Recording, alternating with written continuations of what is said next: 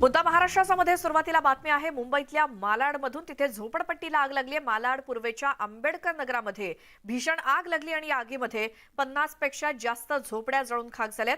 अग्निशमन दलाकडून आग विझवण्याचे प्रयत्न सुरू आहेत। मुंबईतल्या मालाडमध्ये झोपडपट्टीला आग लागली आणि यामध्ये अनेक झोपड्या जळून खाक झाल्यात। मालाड पूर्वेच्या आंबेडकर नगरामध्ये ही भीषण आग लागली आहे आणि तिथे आगीवरती नियंत्रण मिळवण्याचे प्रयत्न सुरू आहेत। आगीमध्ये 50 पेक्षा जास्त झोपड्या जळून खाक झाल्यात। ही आग नेमकी कशामुळे लागली याचं कारण कळेलच, मात्र दूरवरून घेतलेली ही आगीची दृश्य आहेत। मुंबईच्या मालाड पूर्वेतल्या आंबेडकर नगरातली ही झोपडपट्टी आहे आणि दूरवरून ही आग किती मोठ्या प्रमाणात लागली आहे याची आपल्याला कल्पना येऊ शकते। या आगीमध्ये 50 पेक्षा जास्त झोपड्या जळून खाक झाल्यात। बाटला आहे। आमचे प्रतिनिधी विजय वंजारा आपल्या सोबत आहेत फोन लाईन वरती। विजय, आग प्रचंड प्रमाणात दिसतेय, कारण काय कळतंय? नक्की मुंबईतील मालाड पूर्व जमशीर परिसरात झोपडपट्टीला आग लागलेली आहे। 50 पेक्षा जास्त झोपडे जळून खाक झालेला आहे। आगीला नियंत्रण मिळवण्यासाठी अग्निशमन दलाकडून प्रयत्न सध्या सुरू आहे। घटनास्थळी अग्निशमनाच्या दलात 5 गाड्या सध्या दाखल झालेल्या आहेत। बरं विजय, धन्यवाद दिलेल्या माहितीसाठी। अग्निशमन दलाच्या 5 गाड्या पोहोचलेल्या आहेत आणि आगीवरती नियंत्रण मिळवण्याचे प्रयत्न सुरू आहेत। मात्र ही दृश्य आहेत या झोपडपट्टीतली, इथे लागून जवळपास असलेल्या या झोपड्या आणि तिथेच आग लागली आहे। या मालाडच्या झोपडपट्टीमध्ये लागलेली आग आणि त्यामुळे 50 पेक्षा जास्त झोपड्या जळून खाक झालेल्या आहेत। मालाड पूर्वेतली आंबेडकर नगरातली ही दृश्य आपण पाहतोय आणि जिथे ही तुफान आग लागली आहे या झोपडपट्टीतल्या झोपड्या अगदी जवळजवळ आहेत। लागून असल्यामुळे या भागामध्ये एका ठिकाणी आग लागलेली आग ही पसरत गेली आणि सुमारे 50 झोपड्या या आगीच्या भक्ष्यस्थानी पडल्या आहेत आणि तिथे झोपडपट्टीमध्ये अग्नितांडव आपल्याला स्पष्टपणे दिसतंय।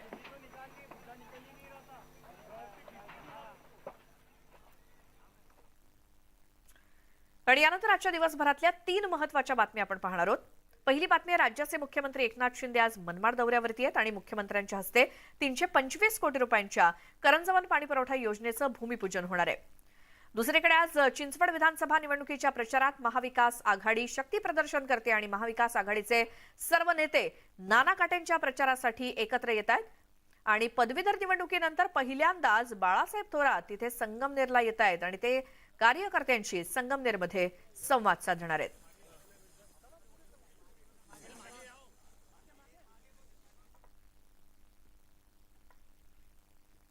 आता बातमी पोटनिवडणुकी संदर्भातली। चिंचवड विधानसभा निवडणूक लढवणारे महाविकास आघाडीचे उमेदवार नाना काटे यांच्या प्रचारासाठी महाविकास आघाडीतील प्रमुख नेते आज एकाच व्यासपीठावरती दिसणार आहेत। राष्ट्रवादीचे नेते अजित पवार, प्रदेशाध्यक्ष जयंत पाटील, युवासेना प्रमुख आदित्य ठाकरे आणि काँग्रेसचे प्रदेशाध्यक्ष नाना पटोले या नेत्यांच्या उपस्थितीत नाना काटेंच्या प्रचारार्थ कार्यकर्त्यांच्या मेळाव्याचं आयोजन करण्यात आलंय। ज्यावेळी हे सगळे बडे नेते चिंचवडमध्ये पोहोचले होते, आदित्य ठाकरे पोहोचले, त्यावेळी त्यांचं स्वागत करण्यात आलं जंगी। तर महाविकास आघाडीनं चिंचवड विधानसभा मतदारसंघातील ही निवडणूक अत्यंत प्रतिष्ठेची केली आहे। दुसरीकडे भाजपच्या उमेदवार अश्विनी जगताप यांच्या प्रचारासाठी देखील पक्षातले दिग्गज उतरलेत आणि दुसरीकडे महाविकास आघाडीचे बडे नेते आज चिंचवडमध्ये शक्ती प्रदर्शन करतायत। भाजपचे तब्बल 40 स्टार प्रचारक अश्विनी जगताप यांच्या प्रचारासाठी देखील सज्ज आहेत। तर राष्ट्रवादीचे उमेदवार विठ्ठल नाना काटे यांच्याशी संवाद साधलाय आमचे प्रतिनिधी गोविंद वाकडे यांनी।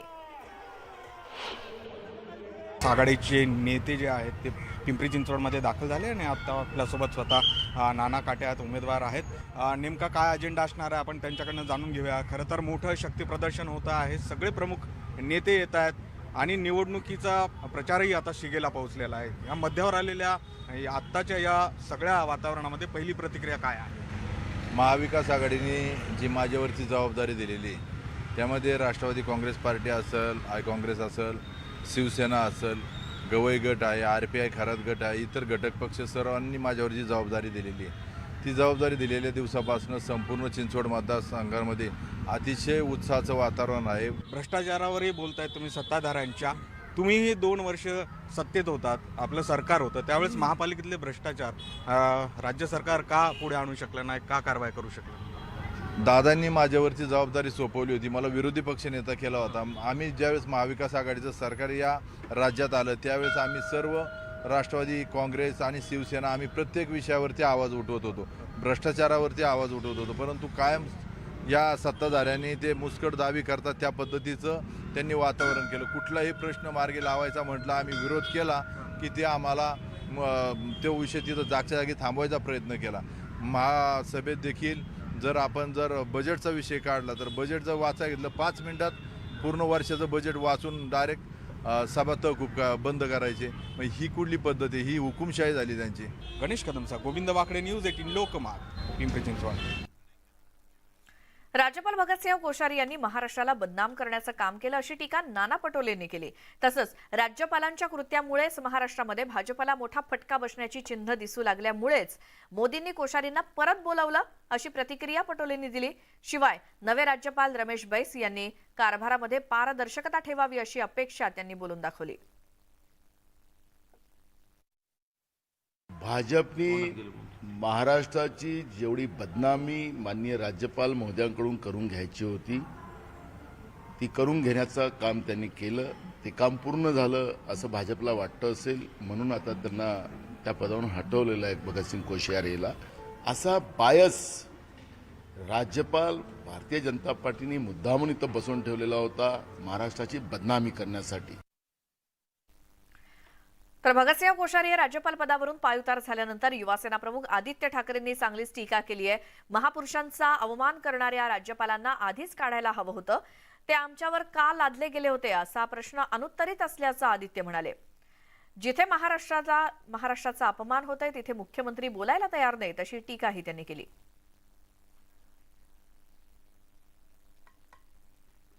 छत्रपती शिवाजी महाराजांचा अपमान असेल, महात्मा ज्योतिबा फुलेंचा असेल, महाराष्ट्राच्या विधिमंडळाचा अपमान असेल आणि अशा राज्यपालांना काल बदललं गेलं. खरं तर हे राज्यपाल आधीच काढले गेले पाहिजे होते कारण ही सतत महाराष्ट्राच्या जनतेची मागणी होती.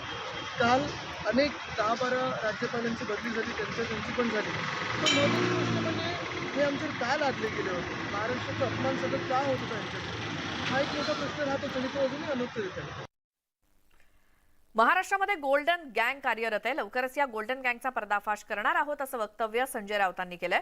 तर दिल्लीची हस्तक असलेली व्यक्ती मुख्यमंत्रीपदी बसवल्यामुळे महाराष्ट्राची अधोगती सुरू आहे अशी टीका खासदार संजय राऊतांनी केली. राहुल गांधींना हक्कभंग नोटीस बजावण्याचं कोणतंही कारण नव्हतं असं देखील राऊत म्हणाले.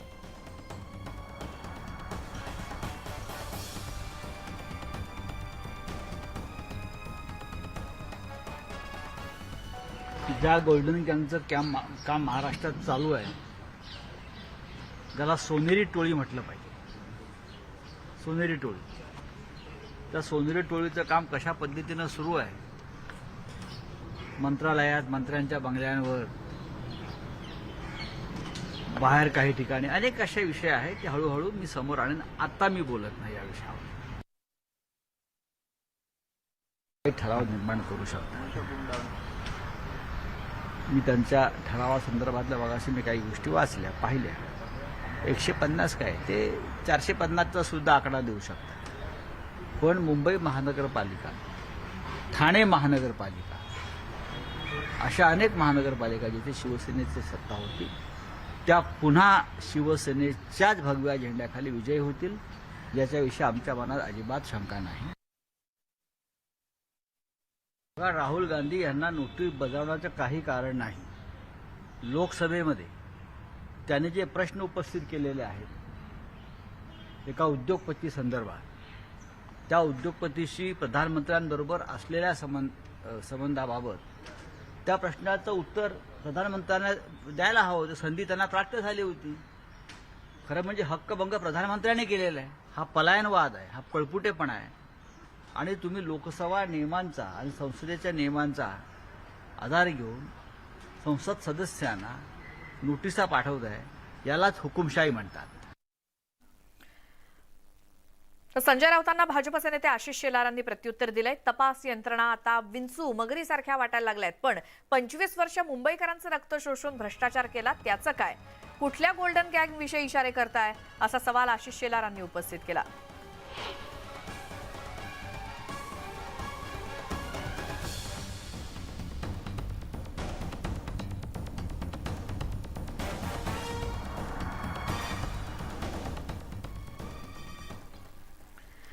मुंबईमध्ये बहुप्रतीक्षित पहिली एसी डबल डेकर ई बस आजपासून सुरू होती आणि ही बस कुर्ला ते सांताक्रूज मार्गावरती चालणार आहे। एसी डबल डेकर ई बसची क्षमता 78 प्रवाशांना वाहून नेण्याची आहे आणि सामान्य डबल डेकरच्या विपरीत दोन्ही बाजूंना दरवाजे असतील।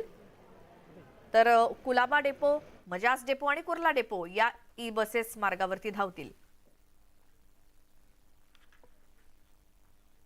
सुस्मिता बदाणे आमच्या प्रतिनिधी आपल्या सोबत आहेत। सुस्मिता, या पहिल्यांदाच AC double decker e buses आज मुंबईच्या रस्त्यावरून धावतायत, कसा प्रतिसाद मिळतोय?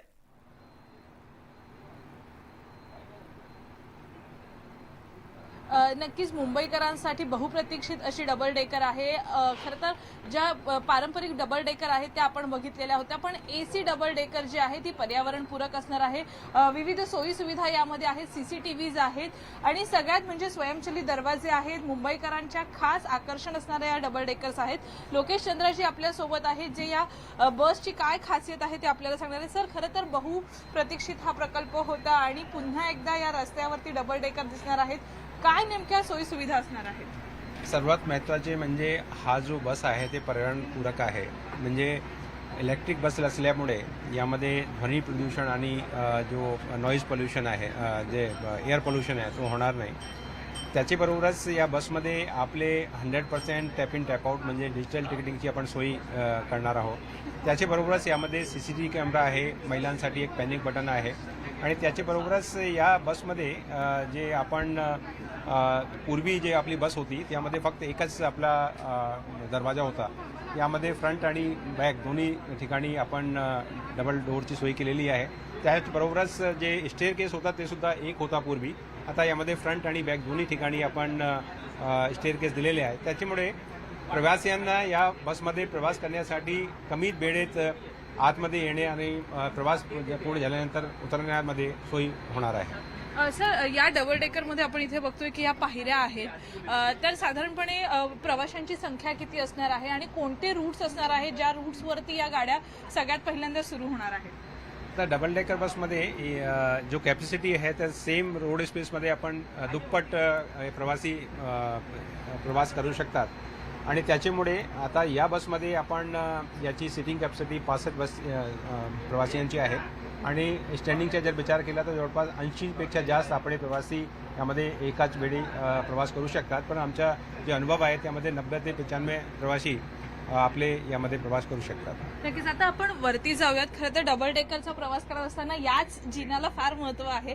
हळूहळू वरती चढत असताना तुम्हाला मुंबईचं एक सुंदर रूप पाहायला मिळतं आणि अनेक प्रवासी याच प्रवासाचा आनंद घेत असतात। सध्या मी डबल डेकरच्या वरच्या टप्प्यामध्ये आहे, जिथं आरामदायक सीट्स आहेत, मोकळ्या अशा मोठ्या खिडक्या आहेत, वातानुकूलित सिस्टीम आहे, त्याचबरोबर स्पीकर्स इथे देण्यात आलेले आहेत ज्यामार्फत सूचना देऊ शकतात।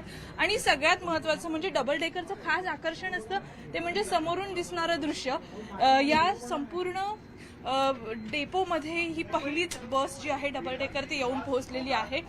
सगळ्यात महत्त्वाचं म्हणजे ऑनलाईन तिकिटिंगची सुविधा सुद्धा याच्यामधनं मिळणार आहे। चलो ॲपचा सुद्धा वापर करता येणार आहे। अतिशय कम्फर्टेबल अशी सिटिंग इथे देण्यात आलेली आहे आणि खऱ्या अर्थानं मुंबईकरांना अनेक वर्ष जी डबल डेकर भावत होती, आवडत होती, तीच डबल डेकर आता येत्या सोमवारपासून मुंबईकरांना अनुभवता येणार आहे। श्वेता, धन्यवाद सुस्मिता या सगळ्या माहितीसाठी। आणि याच बसमधनं प्रवास करण्याची अनेक मुंबईकरांची इच्छा देखील असणार आहे। आता पुढची बातमी पाहूयात। मुंबईच्या राजकारणातनं मोठी बातमी आहे। दक्षिण मुंबईमध्ये शिवसेना उद्धव बाळासाहेब ठाकरे पक्षाचे विभाग प्रमुख म्हणून कार्यरत असलेले पांडुरंग सकपाळ यांची अचानक उचलबांगडी करण्यात आली आहे। त्यांच्या जागी संतोष शिंदे यांची नियुक्ती केली गेली आहे। पांडुरंग सकपाळ यांना पदावरून हटवल्यानं दक्षिण मुंबईतली शिवसेनेतली पक्षांतर्गत गटबाजी उघड झाल्याचं म्हटलं जात आहे। स्थानिक खासदार अरविंद सावंत यांच्या दबावाच्या राजकारणाची सुद्धा जोरदार चर्चा जुन्या शिवसैनिकांमध्ये सुरू आहे। शिवसेना उद्धव बाळासाहेब ठाकरे पक्षाचे नेते अरविंद सावंत यांच्याशी संवाद साधले आमचे प्रतिनिधी प्रशांत लीला रामदास यांनी।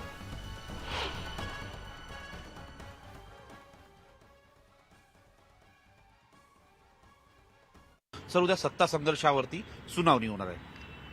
आपण जाणतात की आदरणीय शिवसेनेचे पक्षप्रमुख उद्धवजी ठाकरे साहेबांनी काल परवाकडेच पत्रकार परिषद घेऊन हा निर्णय न्याय आम्हाला मिळाला पाहिजे अशा प्रकारचं वक्तव्य त्यांनी केलं आणि तो का योग्य आहे हे त्यांनी सांगितलं। आपण सगळेजण जाणता की कुठलाही पक्ष असू द्या, त्या पक्षातले खासदार, आमदार, नगरसेवक म्हणजे पक्ष नसतो. तो पक्ष हाला विधिमंडळ पक्ष म्हणतो आपण जसा. म्हणून कुठल्या त्या नेत्याला काय म्हणतात? विधिमंडळ पक्षाचा नेता. मतं कोणामुळे मिळाली तुम्हाला? शिवसेनेमुळे मिळाली. तुम्हाला एबी फॉर्म कोणी दिला? शिवसेनेच्या पक्षप्रमुखांनी दिला. हा तर केंद्रीय निवडणूक आयोगाच्या संदर्भात उद्या सुप्रीम कोर्टात सुनावणी सुरू होणार आहे. हो मान्य. म्हणूनच त्या संदर्भातला जेव्हा तुम्ही पक्षद्रोह केला, ज्या वेळेला तुम्ही पक्ष सोडून निघून गेलात, सुरत गुवाहाटी पिकनिक करत होता, हा पक्षद्रोह आहे.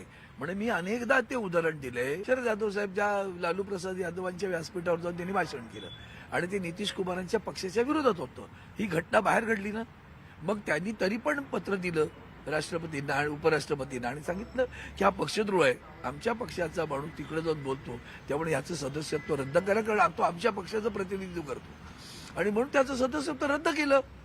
इतकं साधं बाळबोध उदाहरण आहे. अपात्र नाही होणार का? शिवसेना खास म्हणून उद्धव बाळासाहेब ठाकरे यांच्या पक्षामध्ये धुसफूस सुरू आहे, अंतर्गत प्रचंड राजकारण आहे, नियुक्त्यांमध्ये राजकारण, अशी खूप चर्चा आहे. नाही बाबा, मी आमच्या पक्षामध्ये आदेश पाळण्याची पद्धत आहे.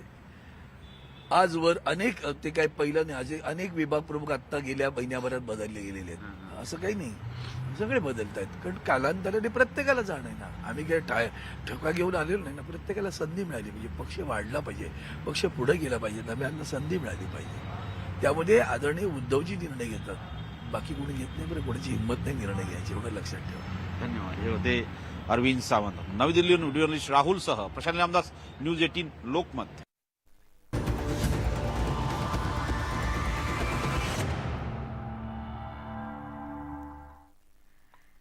ब्रेकनंतर मुद्दा महाराष्ट्राचा मध्ये तुमचं स्वागत. एक मोठी बातमी रत्नागिरी जिल्ह्यातल्या खेडमधनं समोर येते. संजय कदम यांना एसीबीनं नोटीस बजावली आहे. संजय कदम हे दापोलीचे माजी आमदार आहेत आणि रामदास कदम यांचे ते कट्टर विरोधक आहेत. मात्र संजय कदम यांना एसीबीची नोटीस आल्याचं कळतंय.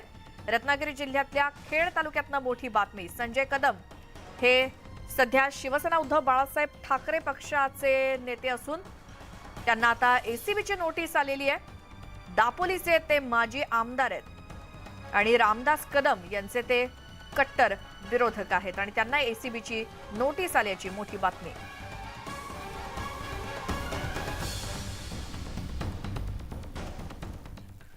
बाळासाहेब थोरात हे आज संगमनेरमध्ये येत असून ते कार्यकर्त्यांशी संवाद साधणार आहेत. पदवीधर निवडणुकीनंतर प्रथमच थोरात संगमनेरला येत असून ते आज काय बोलणार याकडे आता लक्ष लागलंय.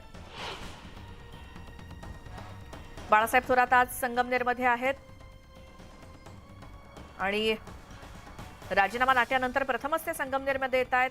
त्याचसोबत निवडणुकीनंतर देखील प्रथमच ते संगमनेरमध्ये येत आहेत आणि तिथे ते कार्यकर्त्यांशी संवाद साधणार आहेत. पदवीधर निवडणुकीच्या नंतर बाळासाहेब थोरात संगमनेरला येत असून ते आज काय बोलणार आपल्या कार्यकर्त्यांशी याकडे लक्ष लागलंय सर्वांचंच.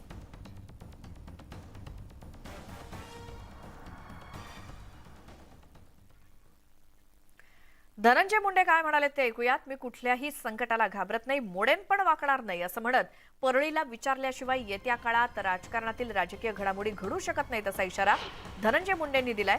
तर धनंजय मुंडेंच्या स्वागतासाठी केलेल्या स्टेजवरती संसदेचा फोटो लावण्यात आला होता आणि धनंजय मुंडेंनी भाषणामधून 100 मतदारसंघात जाण्याचा निर्धार व्यक्त केला.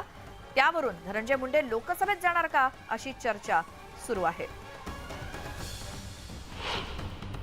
धनंजय मुंडेवर तुम्ही विश्वास टाकलाय, तो धनंजय मुंडे तुमच्या विश्वासाला कधीच तडा जाऊ देणार नाही. आणि आज पुन्हा एकदा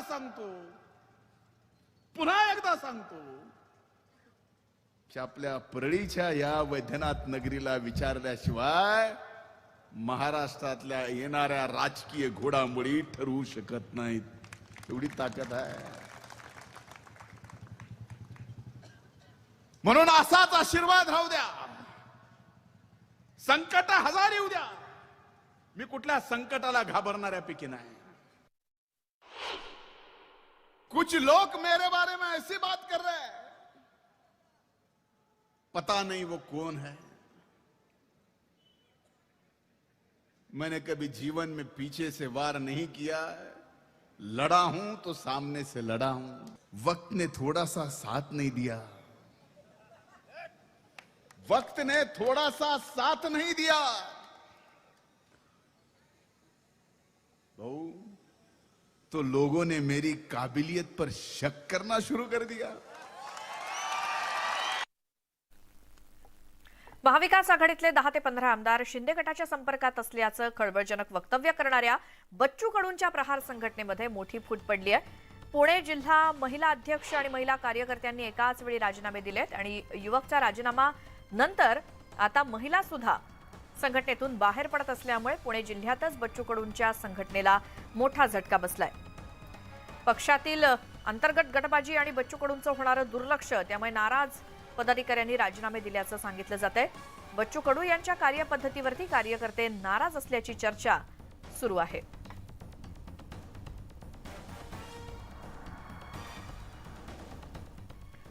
नृत्यांगना गौतमी पाटीलने अजित पवारांची माफी मागितली। अजितदादा, मी चुकले, मी माफी मागते, पण आता मी माझ्या नृत्य शैलीमध्ये आणि वेशभूषेमध्ये बदल केलाय असं गौतमीनं म्हटलंय। तर प्रेक्षकांनी जुने व्हिडिओ काढून ट्रोल करू नये असं देखील आवाहन गौतमी पाटीलनं केलंय। दादा खूप मोठे आहेत, दादांना मी काही बोलू शकत नाही। दादांना फक्त माझं म्हणजे एकच म्हणणं आहे की दादा, मी माफी मागितली होती, मी चुकले होते तर की माझ्याकडनं झाल्या होत्या दादा चुका, मी माफी मागितली, पण तरीही अजूनही मला ट्रोल करतायत काही लोक। मला कोण हे मला माहीत नाही, पण अजूनही मीच का, पण मी सुधारली आहे त्याचं कोणी का टाकत नाहीये। नागपुरात शिवभोजन थाळी योजनेत भ्रष्टाचार झाल्याचं उघड झालं आणि 3.5 लाख थाळ्या बोगस असल्याचं उघड झालं। गेल्या 3 वर्षात शहरामध्ये 48,76,928 थाळ्यांचं वितरण करण्यात आलं आणि यातील 3,51,915 थाळ्या बोगस असल्याचं निदर्शनास आलं। शिवभोजन थाळीमध्ये घोटाळा करणाऱ्यांना अपात्र ठरवत प्रशासनानं केंद्र चालकांचं अनुदान कापलंय आणि शिवभोजन ही तत्कालीन उद्धव ठाकरे सरकारची महत्वाकांक्षी योजना होती।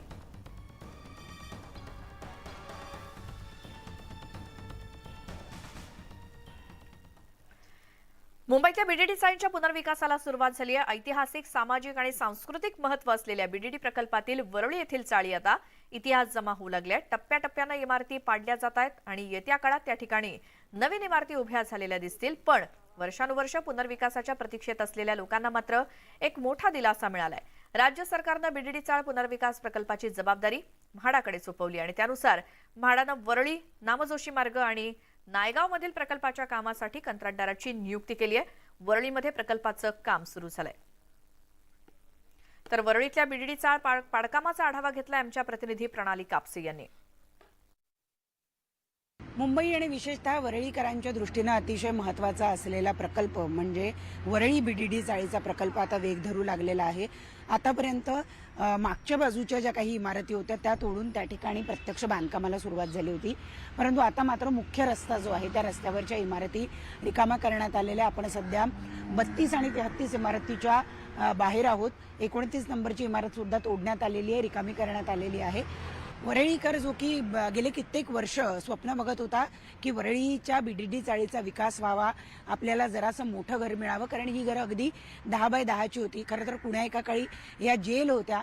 ब्रिटिशांच्या जाण्यानंतर या सगळ्या इमारतींचा वापर हा रहिवाशी म्हणून करण्यात यायला लागल्या।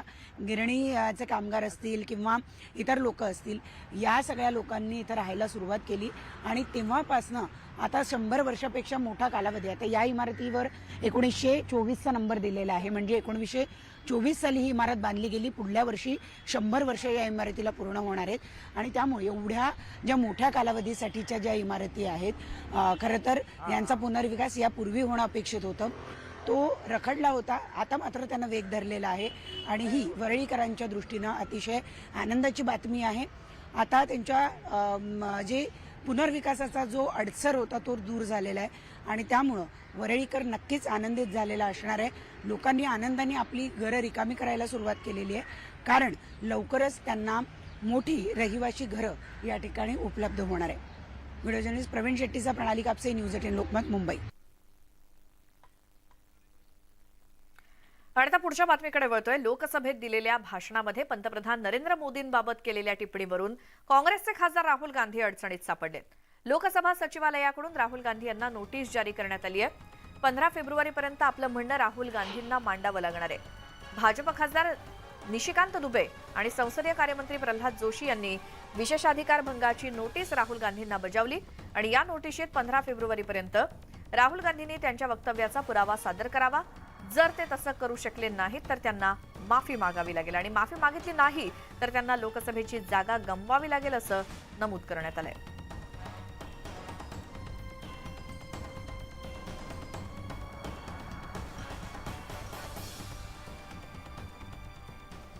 नाशिक जवळच्या लासलगाव येथे रेल्वे ओव्हरहेड वायरची दुरुस्ती करणाऱ्या व्हॅनची धडक बसून 4 गँगमनचा मृत्यू झाल्याची घटना समोर आली आहे. सकाळी 5:45च्या सुमारास लाईट दुरुस्त करण्याचे इंजिन चुकीच्या दिशेने आल्यामुळे ही दुर्घटना घडली.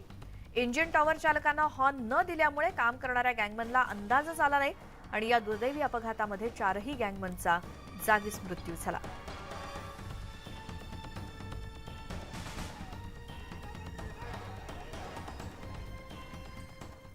पुण्यात एक बातमी आहे हृदय पिळवटून टाकणारी. सोलापुरातनं बार्शी तालुक्यातील गाडेगाव इथे चुलीची ठिणगी खोपट्यावर पडली आणि लागलेल्या आगीमध्ये वृद्ध पती पत्नीचा जागीच मृत्यू झालाय. सकाळी 6:30च्या सुमारास 90 वर्षीय कमल पवार चुलीवरती पाणी ठेवण्यासाठी उठल्या होत्या.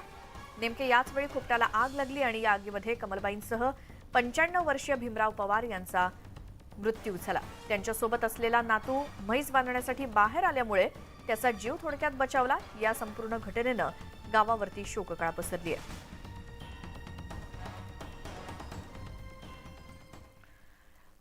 संपूर्ण औरंगाबादचं लक्ष लागलेल्या हर्सुल येथील मुख्य रस्त्यावरील बांधकाम काढण्याच्या कारवाईला आजपासून सुरुवात झाली आहे. शहराच्या उत्तर दिशेला असलेल्या हर्सुलच्या अरुंद रस्त्यामुळे 2.5 दशकांपासून निर्माण होणारी वाहतूक कोंडी अखेर दूर होणार आहे आणि इथला रस्ता रुंदीकरणाच्या आड येणाऱ्या 98 मालमत्तांच्या भूसंपादन प्रक्रियेला आजपासून सुरुवात झाली आहे. या सर्व मालमत्तांचे बाधित क्षेत्र पाडून रुंदीकरणाचं काम केलं जाणार आहे आणि यासाठी प्रशासनाकडून तगडा बंदोबस्त पाहायला मिळतोय. आजपासून 3 दिवस हे काम चालणार आहे. आता बातमी बारामतीमधून. बारामतीच्या शेणकरवाडीमध्ये महिलांचा जीवघेणा प्रवास सुरू आहे. शेतात जाणाऱ्या महिला जीव मुठीत घेऊन अर्धवट तयार झालेल्या पुलावरून प्रवास करतायत. शेणकरवाडी पुलाचं काम बंद आहे त्यामुळे महिला अर्धवट तयार झालेल्या पुलावरून कशा पद्धतीने प्रवास करत जात आहेत हे आपण दृश्यात पाहतोय. सोरटेवाडीमध्ये त्यांना जायचंय. रस्त्यानं जायचं झाल्यास वेळ लागतो त्यामुळे महिला असा जीवघेणा प्रवास करतायत. नीरा डाव्या कालव्यावरील या पुलाचं संथ गतीनं काम सुरू आहे आणि लवकरात लवकर हा पूल वाहतुकीसाठी आणि ये जा करण्यासाठी सुरू करावा अशी मागणी ग्रामस्थ करतायत.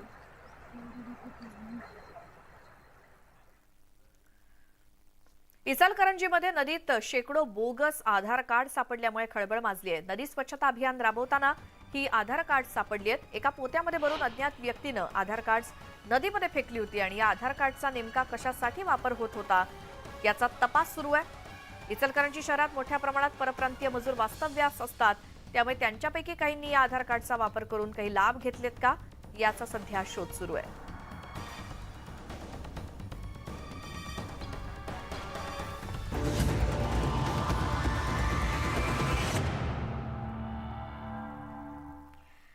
ब्रेकनंतर स्वागत. थेट जाऊया चिंचवडमध्ये. नाना काटेंच्या प्रचार सभेत अजित पवार बोलतायत. न्याय व्यवस्थेने पण घेतली, न्याय व्यवस्थेने पण कौतुक केलं, परदेशामध्ये पण कौतुक झालं. अहो एवढी मोठी धारावीची झोपडपट्टी त्या भागामध्ये करोना शिरल्यानंतर काही जण म्हणले की आता तो बाहेर निघणं शक्य नाही, परंतु तो बाहेर काढला. त्याच्यातनं त्या जनतेला सावरलं. वरळीच्या बाबतीमध्ये देखील तसंच बोलण्यात आलं, पण वरळीचे आमदार या नात्यानं आदित्यजींनी त्याच्यात लक्ष घातलं. फिरण्याला बंदी होती. व्हिडिओ कॉन्फरन्सिंगच्या द्वारे देशाच्या पंतप्रधानांशी, आरोग्य मंत्र्यांशी, वेगवेगळ्या ज्या टीम केलेल्या होत्या डॉक्टरांच्या, त्या सर्वांशी सतत मुख्यमंत्री बोलत होते, आम्ही लोक बोलत होतो, आढावा घेत होतो, लोकांना वॅक्सिन देत होतो, बूस्टर डोस देत होतो, ॲम्ब्युलन्स देत होतो, बेड्स वाढवत होतो, जम्बो हॉस्पिटल तयार करत होतो, ऑक्सिजनचे प्लांट लावत होतो. कार्यकर्त्यांनो, एकदा तर असा प्रसंग झाला की ऑक्सिजन नाही मिळाला तर काय होणार. आणि त्यावेळेस उद्धव ठाकरे साहेबांनी आम्हाला कॅबिनेटला सांगितलं की आता काही झालं कारण पुन्हा काही जण म्हणायला लागले की ही लाट गेल्यानंतर दुसरी लाट येणार आहे, त्याची पण काळजी आम्ही घेत होतो. अशा या सगळ्या काळामध्ये कुठेही आर्थिक बाबतीमध्ये आम्ही लोकांनी अडचणी येऊन दिल्या नाही. व्यवस्थितपणे कारभार त्या ठिकाणी चालवला होता. परंतु जून महिन्यामध्ये एकनाथ शिंदेच्या नेतृत्वाखाली काही लोकांनी बंड केलं, गद्दारी केली आणि त्याच्यातनं त्यांनी ते सरकार आणलं. मला एक सांगा की हिंदू हृदय सम्राट शिवसेना प्रमुख बाळासाहेब ठाकरे, शिवसेना कुणी काढली? बाळासाहेबांनी काढली. कशा करता काढली? महाराष्ट्रामधल्या मुंबई राजधानी असणाऱ्या ठिकाणी मराठी माणसाला आधार देण्याकरता काढली. मराठी माणसावर अन्याय होणार नाही म्हणून काढली. ती सर्व दूरपर्यंत शिवसैनिकांच्या जोरावर महाराष्ट्राच्या कानाकोपऱ्यामध्ये पोहोचवली. त्यांच्याही काळामध्ये बंड झालं, 2 वेळेला झालं, 91-92ला झालं. बंड झालेले 18-19 आमदार पुढच्या निवडणुकीमध्ये पडले, निवडून नाही आले. त्याच्यानंतर दुसरं बंड झालं, ते 2000च्या नंतर झालं. त्याही निवडणुकीमध्ये बाळासाहेब ठाकरे हयात असताना हिंदू हृदय सम्राट शिवसेना प्रमुख, त्याही निवडणुकीत नंतर बंडखोर गद्दारी करणारे पडले. आणि आता हे तिसरं बंड झालेलं आहे. आता इजाबिजा झाली, आता तिजा दाखवायची यांना, त्याच्याशिवाय गप्प बसायचं नाही. आणि मित्रांनो, काय चुकलं? शिवसेना काढली कुणी हे तुम्हाला माहिती आहे. हे जे गेले त्यांच्या शिवसेने काढण्यामध्ये काही खारीचा तरी वाटा आहे, नखाचा तरी वाटा आहे, काही संबंध आहे? शिवसैनिकांनी शिवसेना प्रमुखांनी तिकीट दिलं म्हणून निवडून आणलं यांना. आम्ही महाराष्ट्रात बघितलं, पानपट्टीवाले, उडाप वाहन चालवणारे साधी माणसं, वेगवेगळ्या जाती धर्माची माणसं या महाराष्ट्रामध्ये खासदार आमदार झाली. कुणामुळे झाली? हिंदू हृदय सम्राट बाळासाहेब ठाकरेंच्यामुळे झाली. आणि बाळासाहेबांनी शिवाजी पार्कला सांगितलेलं होतं की आता माझं वय झालेलं आहे, आता इथून पुढं शिवसेना प्रमुखाची जबाबदारी माझ्यानंतर उद्धव ठाकरे साहेब सांभाळतील. सांगितलं होतं की नव्हतं? तेवढंच नाही, त्याच मी ती सभा टीव्हीला बघत होतो, तिथं युवा नेतृत्व म्हणून आदित्य ठाकरे त्या सभेमध्ये स्टेजवर आले आणि त्यांनी सगळ्यांना अभिवादन केलं, बाळासाहेबांचे आशीर्वाद घेतले. हिंदू हृदय सम्राट बाळासाहेबांनी सांगितलं आता युवा नेतृत्व म्हणून आदित्य ठाकरे काम करतील. मग जर बाळासाहेबांनी हे सांगितलं असताना हे सटर फटरवाले काय मधीच करायला लागले? यांना उद्याच्याला निवडणुका लागू द्या, काय ह्यांची अवस्था होणार आहे तुम्ही बघा. किती ह्यांनी गप्पा मारल्या. तर मी तुम्हाला हे सांगण्या पाठीमागचं कारण असं आहे की या निवडणुकीमध्ये त्याच्या आधी 5 विधान परिषदेच्या निवडणुका 5 जागांच्या लागल्या.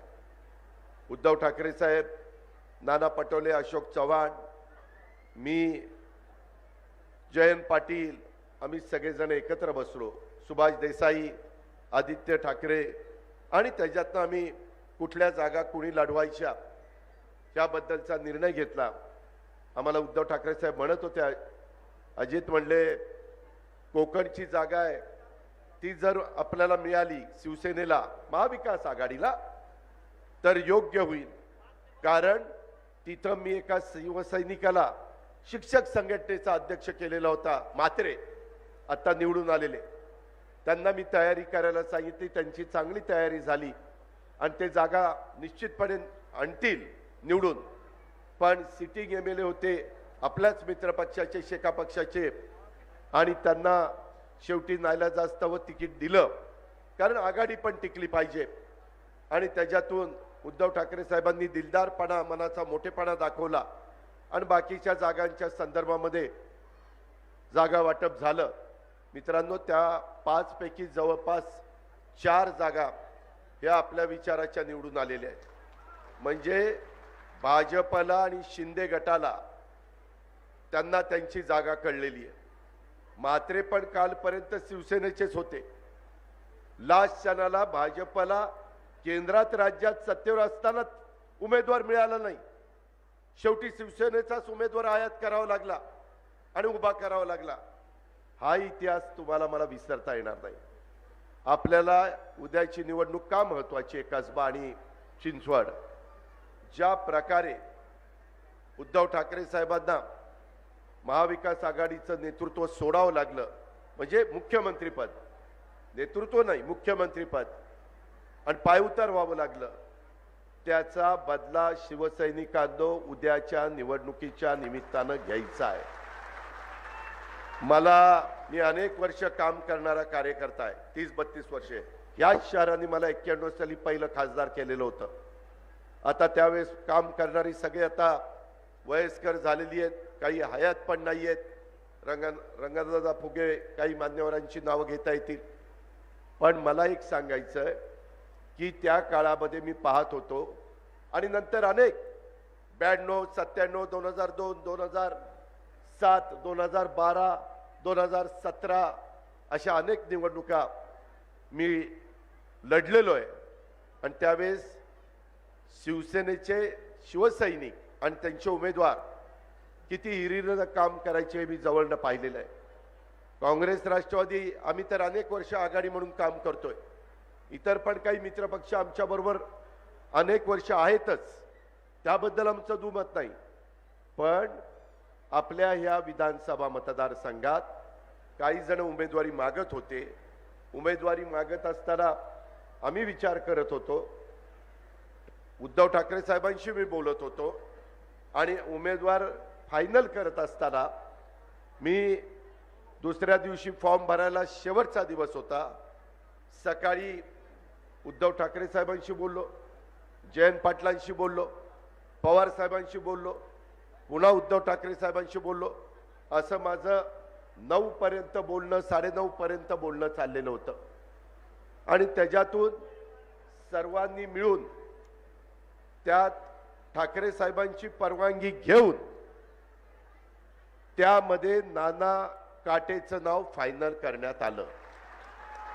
आणि त्याच्यानंतर जयंत पाटलांनी ट्विट केलं, मित्रांनो आता अपक्ष जो उमेदवार आहे ज्याचा फॉर्म राहिलाय, फॉर्म राहू नये म्हणून शेवटपर्यंत उद्धव ठाकरे साहेब, सचिन, मी, बाकीचे सगळे सहकारी सगळे आम्ही प्रयत्न करत होतो.